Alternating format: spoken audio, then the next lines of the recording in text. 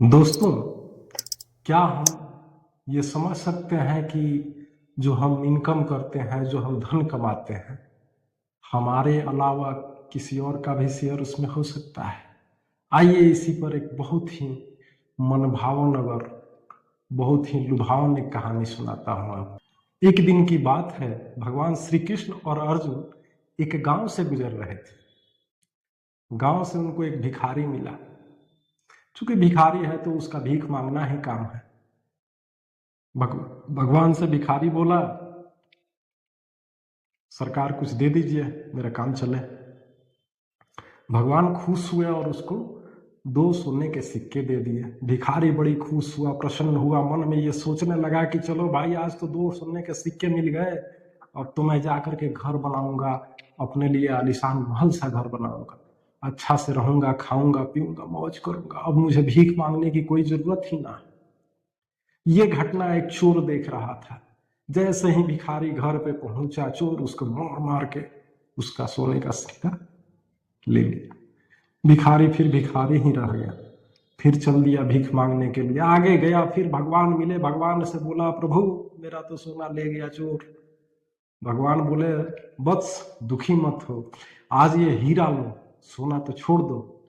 भिखारी हीरा लिया, हीरा लेकर के उछलने कूदने लगा, अरे भाई अब तो हीरा मिल गया, अब तो और बड़ा महल बनाऊंगा, बड़ी जीवन बढ़िया से जीऊंगा, घर द्वार एकदम सब कुछ ठीक रहेगा, जो मन करेगा वो खाऊंगा, जो मन करेगा वो पहनूंगा। अरे बाप रे, आनंद आ गया।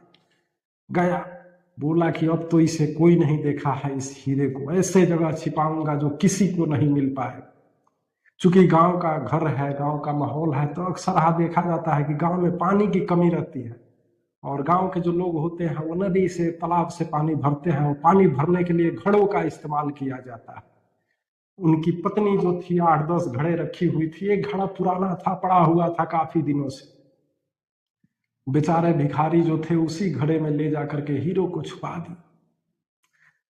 पत्नी को चूल मचा, भाई सब दिन तो सब घड़े ले जाते हैं, आज वो पुराना वाला घड़ा ही लेकर जाऊंगी। गई, प्रेम मोहब्बत करते हुए घड़े को उठाई, घड़ा टीपी और लेकर चल दी सीधे कहाँ, तो नदी में पानी भरने के लिए गई। वो क्या सोच रही है कि उस घड़े में हीरा है कि कोयला है कि सोना है कि क्या है, उसको उससे क्या लेना देना है। पानी घड़े डाली और घड़े के साथ साथ हीरा जो था पानी में बहने लगा, पानी में बहने लगा, और तत्पश्चात मछली उसको निगल गई। पत्नी बेचारी लेकर चली आई। भिखारी देखा कि मेरा हीरा भी चला गया। फिर अगले दिन वो भीख मांगने के लिए निकल पड़ा। भगवान के पास गया, सारी घटनाएं सुनाई। अर्जुन बड़ी आश्चर्य में थे कि आखिर ये कर क्या रहा है, झूठ बोल रहा है या सच बोल रहा है। भगवान फिर उसको 2 सोने के सिक्के नहीं बल्कि 2 नॉर्मल सिक्के दिए और बोले, जाओ वत्स, तुम्हारा भाग्य जाने, तुम्हारा कर्म जाने कि तुम्हारा क्या होने वाला है।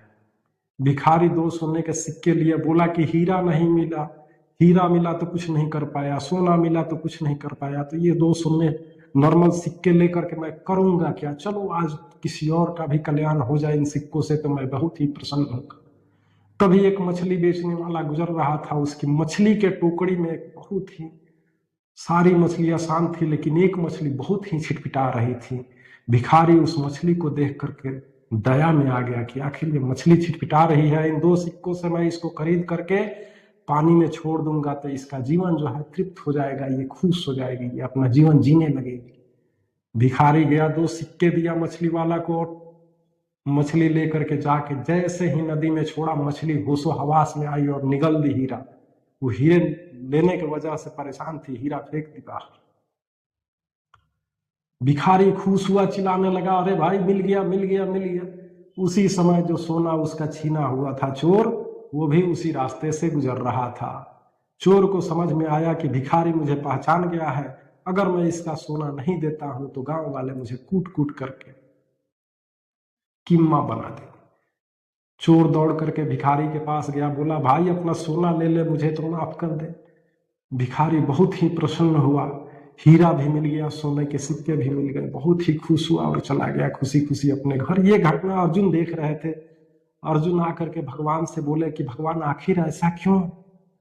तभी भगवान बोले कि जब मैं उसको सोने का सिक्का दिया तब वो सिर्फ अपने विषय में सोच रहा था, जब मैं उसको हीरा दिया तो भी वो अपने ही विषय में सोच रहा था, लेकिन जब मैं उसके 2 नॉर्मल सिक्के दिए तो वो दूसरों के विषय में सोचा। जब वो दूसरों के विषय में सोचा तो मैं उसके विषय में सोचा। यही तो घटना है, यही तो दुनिया है। तो इस कहानी से दोस्तों हमें ये सीख मिलती है कि अपने साथ साथ अगर कोई जरूरतमंद है तो उसका भी सहायता किया जाए। आज के लिए इतना ही। धन्यवाद। नमस्कार। जय हिंद।